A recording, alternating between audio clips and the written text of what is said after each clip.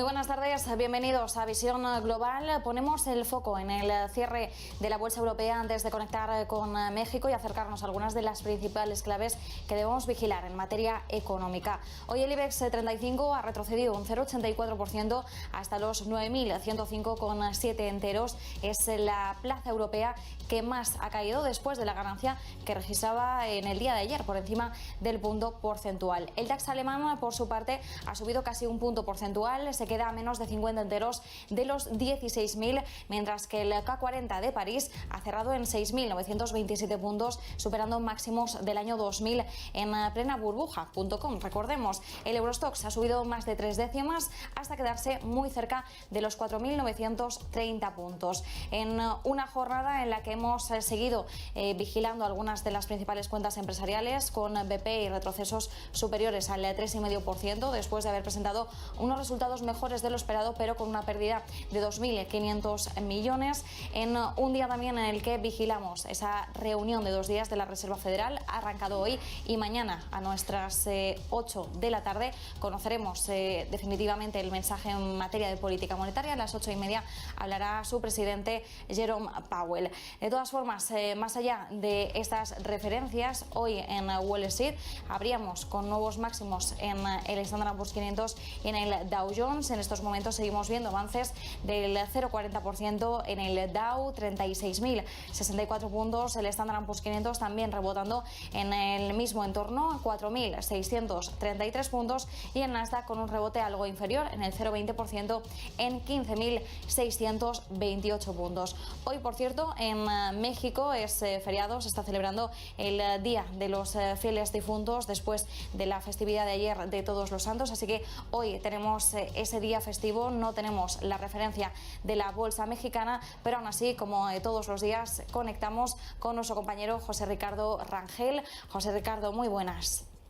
¿Qué tal? Muy buenas, Marta. Amigos ahí en España, pues contentos porque pues estamos aquí, como bien comentas, en día feriado, y pues la verdad es que tenemos un dato, pese a que han sido feriados estos días, tenemos movimientos en el tipo de cambio, sobre todo peso dólar, que ese no descansa, el mercado forex como le denominan.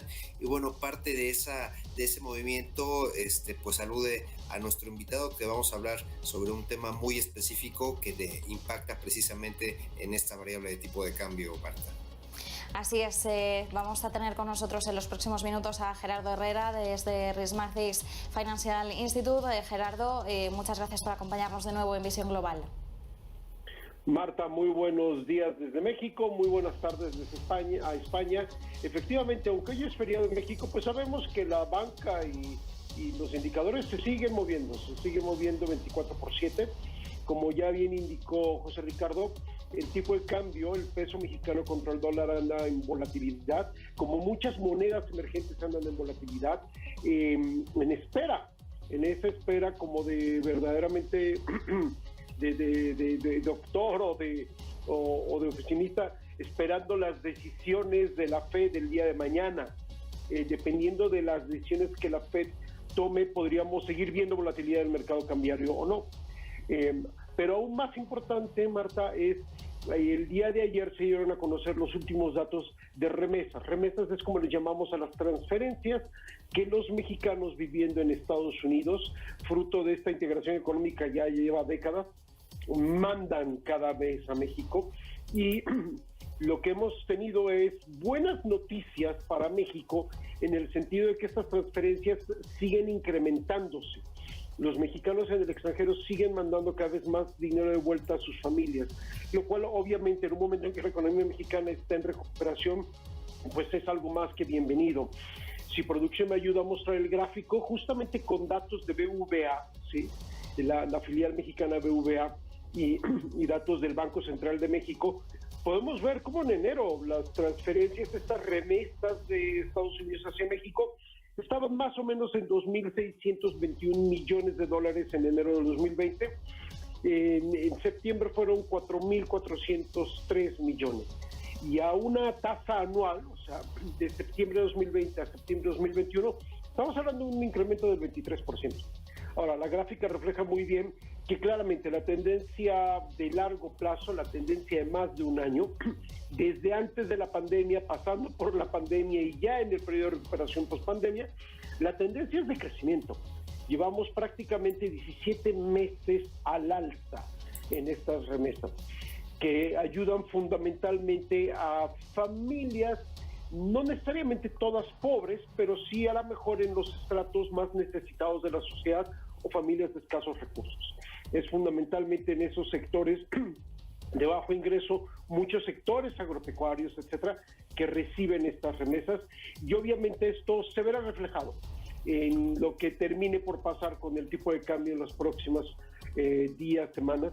De hecho, puedo comentar que esta volatilidad del peso mexicano no ha sido mayor en los últimos 15 y 6 meses gracias a este flujo continuo de estas remesas, que son dólares demandando pesos al entrar al país, ¿sí?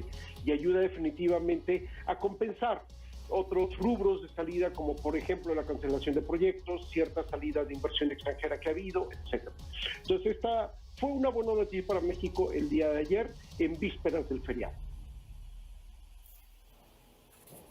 Gerardo, tenía una pregunta.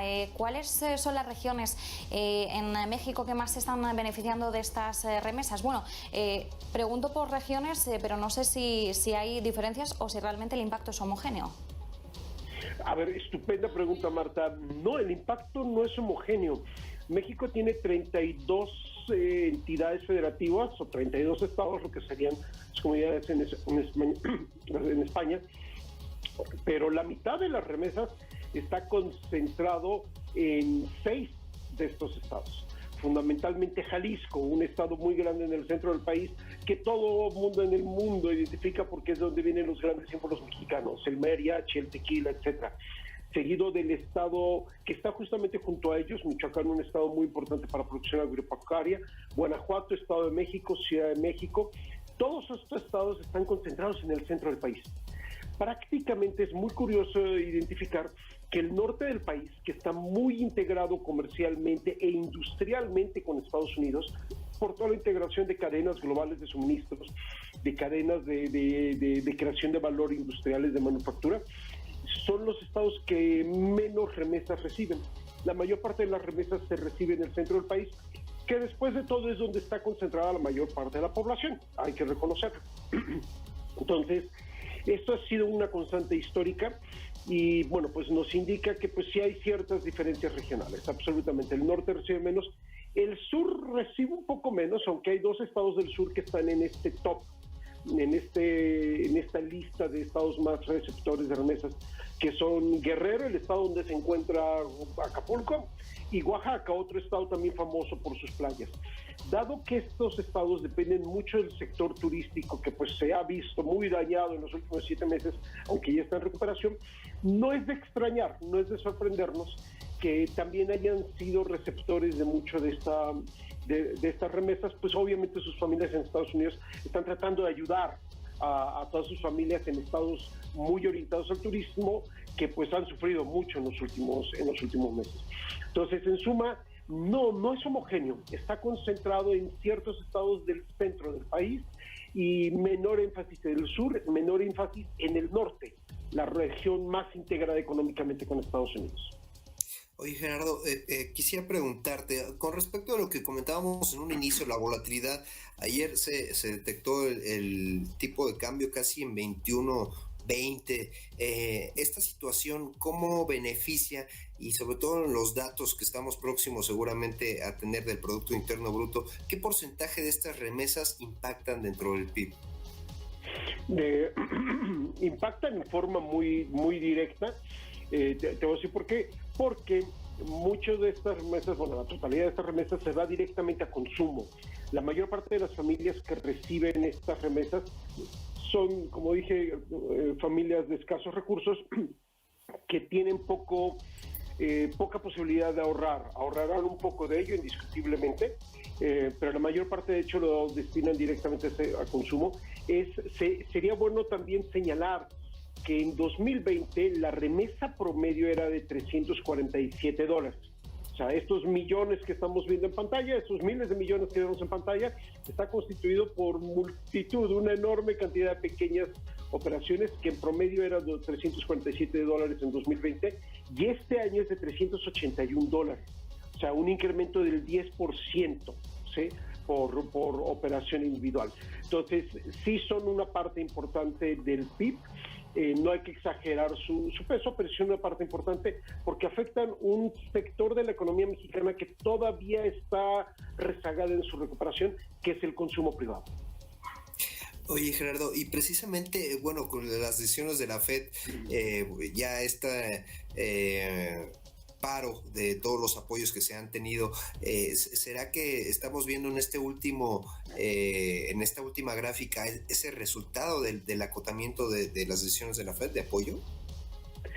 Bueno, la gráfica nos muestra que ha habido una tendencia al alza, pero ya que mencionas el posible recorte, bueno, el posible tapering, que sería recorte paulatino, recordemos que sería un recorte paulatino, se estima que al principio sería un recorte de la compra de bonos de más o menos el 10%, ¿sí? Ahora, obviamente eso se va a ir incrementando.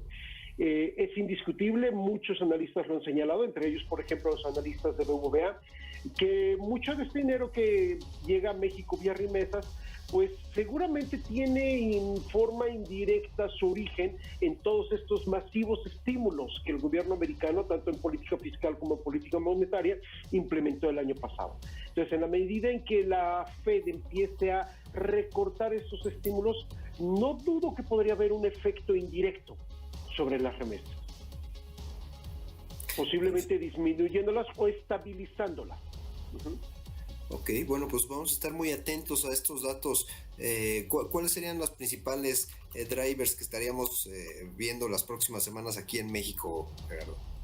Bueno, en el caso de México, para analizar la volatilidad del tipo de cambio, pues será indiscutiblemente la discusión de la reforma eléctrica que el actual gobierno ha propuesto. Ya hemos comentado que esa es una reforma que afecta a intereses nacionales, internacionales. Es una reforma muy discutida, ampliamente debatida, y donde, sin ir tan lejos, tan recientemente como la semana pasada, la vocera principal del gobierno proponiendo la reforma, la secretaria de Energía, tomó tema en una entrevista con importantes periodistas, criticando, por ejemplo, los contratos con Iberdrola, ¿sí? Que es una compañía española muy reconocida del sector energético que ha invertido en México y que justamente la reforma trata de compensar lo que la actual administración, el actual gobierno, siente como contratos injustos o no balanceados entre el gobierno y las empresas privadas, y puso como ejemplo claramente a Iberdrola, y nombró Iberdrola por nombre tal cual.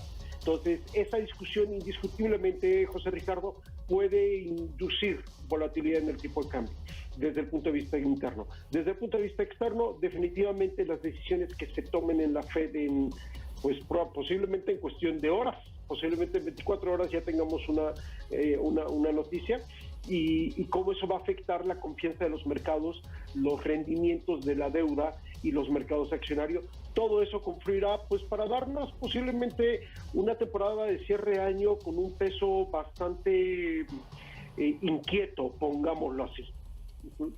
Bueno, pues ahí tienen los datos, y sobre todo que hay un dato de la que hoy se dio a conocer precisamente en la COP26, como comentabas, querida Marta, pues estuvo ahí presente el expresidente Felipe Calderón, y que pues con todo esto que nos ha comentado nuestro querido Gerardo, pues vamos a estar muy volátiles seguramente en estas próximas semanas con este tema de la energía eléctrica. Recordemos que ya tenemos una reforma energética de hidrocarburos que ya está aprobada, pero pues bueno, posiblemente vamos a ver ahí modificaciones, y vaya, el tema sobre todo de la reforma eléctrica pues va a estar muy muy en boga todos estos pues en estas próximas semanas. Gerardo Herrera, te agradezco muchísimo como siempre estar aquí en Visión Global con nosotros. Un gusto para mí estar con la audiencia de Visión Global discutiendo estos temas. Muchísimas gracias a ambos, muchas gracias Gerardo, muchas gracias José Ricardo, y bueno, seguiremos muy pendientes precisamente de la evolución de esa confianza del mercado, así que bueno, esperamos Gerardo poder comentarlo contigo en próximos programas. Muchísimas gracias a ambos, un abrazo. Gracias, Marta, nos vemos mañana. Y nosotros volveremos mañana a partir de las 6 de